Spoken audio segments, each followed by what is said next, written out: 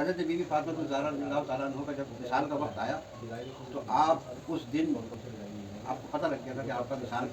اب قریب ہے۔ تو اس دن آپ نے اپنے گھر کے اندر خود جھاڑو لگائی، خود پورے گھر کی جھاڑو لگائی، خود کھانا پکایا، باندھی تھی، خود کھانا پکایا، جھاڑو لگائی، کپڑے دھوئے، بستر ٹھیک کیا، حسن حسین کو نہلایا۔ اور جب حضرت علی آئے تو حضرت علی کو بھی پہلے سے آگاہی تھی لیکن وہ ظاہر نہیں کر رہے تھے۔ انہوں نے اپنی بیوی سے پوچھا، حضرت فاطمہ سے، کہ کیا بات ہے،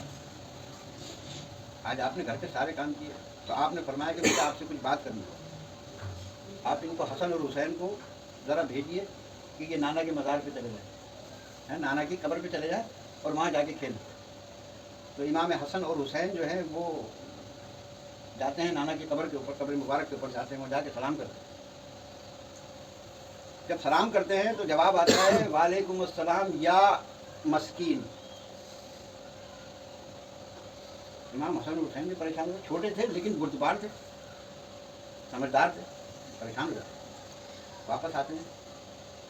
تو حضرت علی کو حضرت فاطمہ بتا رہی ہوتی کہ میرا وقت قریب آ گیا، اللہ نے مجھے بلاوا کیا، میں نے حسن حسین کو اس لیے باہر بھیجا ہے کہ وہ سنیں گے یہ باتیں تو ان کا دل افسردہ ہوگا،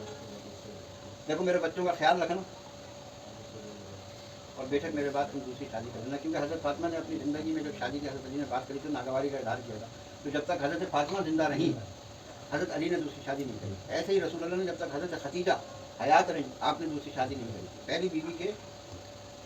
مرنے کے بعد دوسری تیسری چوتھی پانچویں شادی ہے۔ تو یہ بات بھی تمام مرد یاد رکھیں، دوسری تیسری چوتھی پانچویں مولانا طارق مسعود کو دیکھ کے کرنے کے چکر میں لگے رہتے، لیکن پہلی کے مرنے کے بعد پھر لائن کھلتی ہے، ہاں جب تک پہلی بیٹھی ہوئی اسی کا آ کے تمہارے سینے پہ چڑھ کے جو تم سے گود میں رکھوانے، اس کے مرنے کا انتظار کرو، اور کبھی ایسا نہ ہو کہ رات کو گلا دبا دو۔